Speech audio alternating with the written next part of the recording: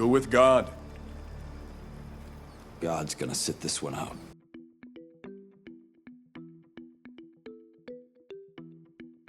Number 10, Defendor. If you ever wanted to see Woody Harrelson as a superhero, then Defendor is your movie. The legendary actor plays Arthur Poppington, a loner suffering from fetal alcohol syndrome who prowls the streets as a vigilante. When you break the law, you're a punk. When you break the law with a badge, you're a punk with a badge. I don't strike officers, punks. Different story. He is the Defendor, and he befriends a sex worker named Angel. She remains his primary motivation throughout the film as he desperately wishes to save her from a corrupt cop. Forget it, I'm not helping you. Listen, young lady. Oh, don't young lady me, buddy. I'm not telling you shit. You're a joke. I'm not a joke! He also hopes to find a mysterious man known only as Captain Industry, who is allegedly responsible for his mother's death. It's a bizarre film steeped in darkness, and its protagonist is a fascinating character. Did I get that wrong? No, there's no right or wrong here. Well, if there's no right or wrong here, how come I have to stay here? Where would you rather be? Out there, fighting crime. Defendor realistically explores what would happen if people took to vigilantism. Number 9, the Green Hornet. In many ways, the Green Hornet is like Batman. They don't really have superpowers, just a lot of high-tech gadgets and a desire to do good. Seth Rogen plays Britt Reed, a newspaper publisher who teams up with a martial arts expert to fight crime. Let me show you how it's done, Kato! Hornet! Seth! Hello! They become vigilantes and aim to stop a Russian gangster from creating a so-called super mafia in Los Angeles. There's nothing very outlandish or fantastical here. I met with the Armenians earlier today. They told me if the Hornet is independent, they want to be independent too. The Armenians truly said that? And I heard rumors the Koreans are talking the same. The gadgets are extremely high-tech, like a car that can drive after being sheared in half, but within the realm of possibility. Furthermore, Britt and Kato have no superpowers to speak of, and they are taking down a local gangster, not a world-ending threat. Gentlemen, the reign of Bludnovsky starts tonight. The movie's lighthearted, tongue-in-cheek tone certainly helps. Number 8, Noise. This is essentially the superhero version of Falling Down. It shares a similar premise, and the two protagonists share the same type of views on the modern world. Tim Robbins stars as David Owen, a lawyer who becomes fed up with the constant noise of life. Hey, what are you doing? That's my car! Why don't you turn off the alarm? It'll stop in a minute. Yes, literal noise. Car alarms, beepers, birds, and the general goings-on of the city all get to him. To stop the cacophony of life, Owen becomes the rectifier and resorts to acts of extreme vandalism. This self-styled rectifier is nothing but a two-bit vigilante. It's certainly a different kind of superhero, one without powers and one whose aim and methods are questionable. Still, it's a really fun concept, and viewers can't help but relate to Owen. Sometimes the noise is just too much. You start to realize that we're dealing with a lot of encroachments on our peace of mind, and we're dealing with it simply by accepting it. Number 7, Iron Man.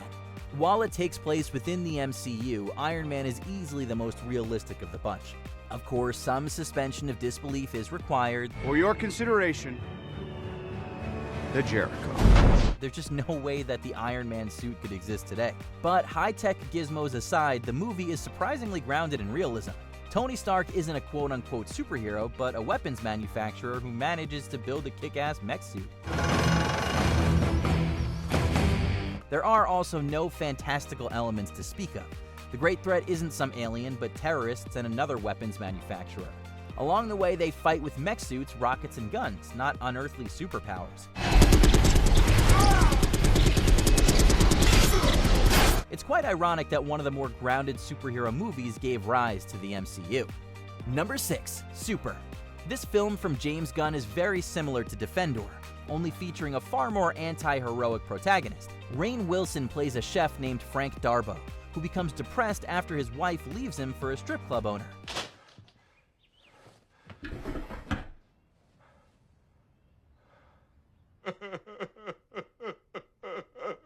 He then experiences a spiritual vision and becomes the Crimson Bolt, believing that God wants him to fight crime. Shut up, crime.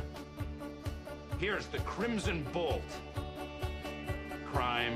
Without any superpowers whatsoever, He arms himself with a pipe wrench and begins doling out justice to anyone he thinks deserves it, even if the crime in question is more of an annoying hindrance. Super is the anti-superhero movie, one which explores the repercussions of a seriously unhinged man attempting to dole out his own warped sense of justice. Maybe they deserve to get whacked. Deserve it. Yeah, I heard. But the people he's hitting, they're the real criminals. Number 5. Special. Many similar films were released around this time, all focusing on a normal guy with a skewed vision of his own importance and abilities. The most important part of a costume is what goes on the back of it, because it's not just the hero's name, it's their message to the public. I want my costume to tell people that they shouldn't give up. In this movie, Michael Rapaport plays Les Franken, a comic book aficionado who starts believing that he has superpowers after taking a new antidepressant. Are you hurt? No, I never felt better. Why? Well, Hey, has this happened to anyone else? no, I've never seen anything quite like it before. He views himself as a telepathic crime fighter while the police view him as a loopy and violent man. The movie's fun twist is further explored through its filmmaking. For most of the movie, viewers are only given Les's surreal point of view and prohibited from seeing the reality.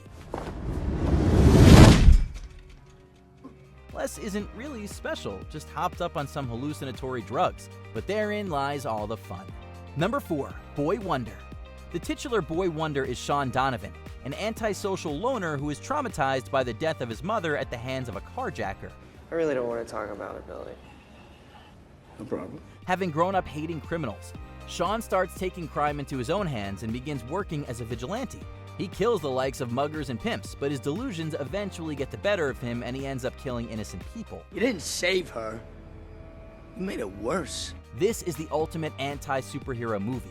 Boy Wonder is not only about the dangers of vigilantism, but it presents a pseudo-heroic protagonist who does far more societal harm than good.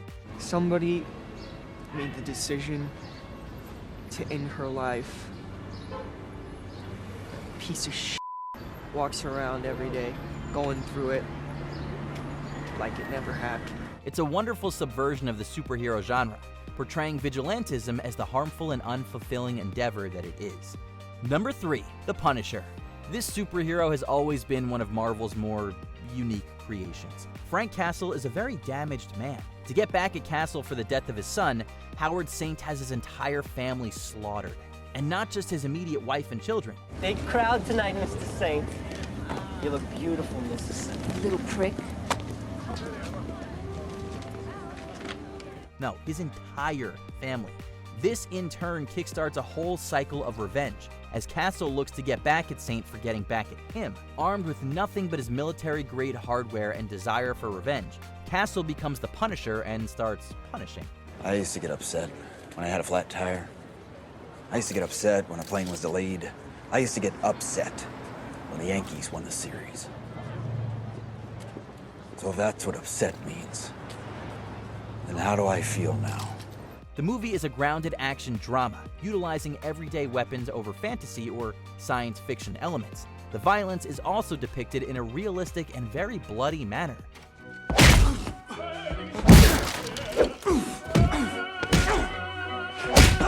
Despite the Marvel banner, this one isn't for the kids. Number 2. Kick-Ass. This is another vigilante film about everyday people trying to make a difference. The titular Kick-Ass is young Dave Lazuski, a comic book fan who dons a homemade outfit and a pair of batons.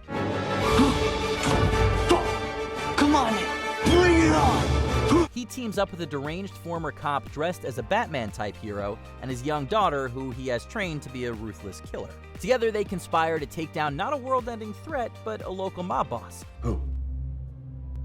Kick-Ass? One guy? Hold on, you're telling me one guy killed 8 of my men tonight? This movie is very much rooted in the real world, depicting its protagonists not as valiant heroes but as unhinged individuals. It's also incredibly violent and doesn't shy away from the physical destruction and pain that superheroes are likely to inflict. It's a shame. You have potential. Your call, but you know we're around if you need us. How do I get a hold of you? You just contact the mayor's office. He has a special signal that shines in the sky. It's in the shape of a giant cock. Number 1. The Batman.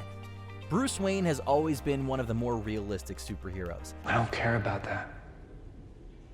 any of that. You don't care about your family's legacy? What I'm doing is my family's legacy. Like the Green Hornet and Iron Man, he doesn't require fantastical superpowers to fight crime, just a lot of fancy gadgetry. While The Dark Knight took the superhero genre seriously with a grounded story and mature themes, the Batman is arguably even more realistic. In essence, this isn't even a superhero movie. It's more like a film noir or old-fashioned detective story with superhero elements. What are we looking for? USB port. USB.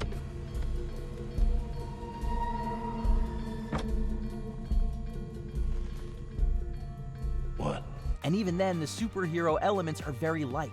Even the villains are depicted without any heightened flair, with Penguin and the Riddler shedding their old comic booky costumes in favor of a more true-to-life look. Take it easy, sweetheart. You looking for me? See you met the twins. Boy, I hear everything they say, ain't you? This is an excellent superhero movie for people who don't like superhero movies. Did you enjoy this video? Check out these other clips from WatchMojo, and be sure to subscribe and ring the bell to be notified about our latest videos.